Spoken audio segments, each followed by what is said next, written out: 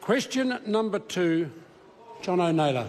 Thank you, Mr Speaker. My question is to the Minister of Finance.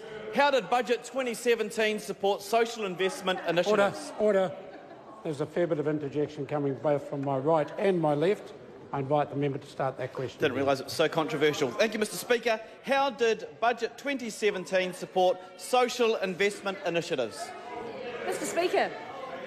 The Honourable Amy Adams. On behalf of the Minister of Finance, Budget 2017 provided a $321 million social investment package with 14 initiatives designed to help our most vulnerable improve their circumstances.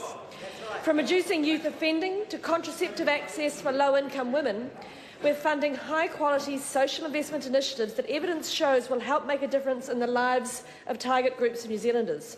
This social investment package means we can target integrated services at those individuals, families and communities who face the highest long-term social and economic costs.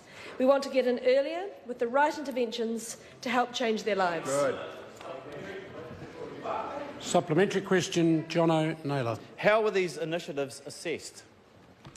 Mr Speaker. The Honourable Amy Adams. On behalf of the Minister of Finance, Budget 2017 included the most rigorous investment criteria we've used for social bids to ensure funding went to proposals with the strongest evidence base that would deliver long-run benefits for vulnerable people and for taxpayers. The funded initiatives are about supporting better cross-agency ways to target some ingrained and complex social issues.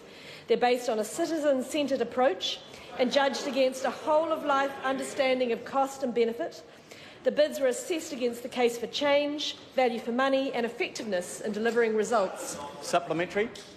Supplementary question, Jono Naylor. How does social investment improve lives and reduce costs to taxpayers?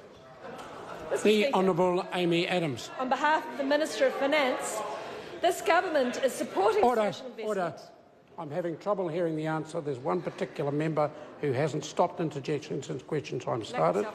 I won't name him, but he knows who I'm talking about, and if he continues with that amount of interjection, I will have to ask him to leave. The Honourable Amy Adams to start that answer again. Mr Speaker, on behalf of the Minister of Finance, this government is supporting social investment because intervening earlier and more effectively is the best chance to change the lives of some New Zealanders with some of the most complex and ingrained challenges. However, it's also about reducing the long-term cost to taxpayers by supporting people to lead productive and more independent lives.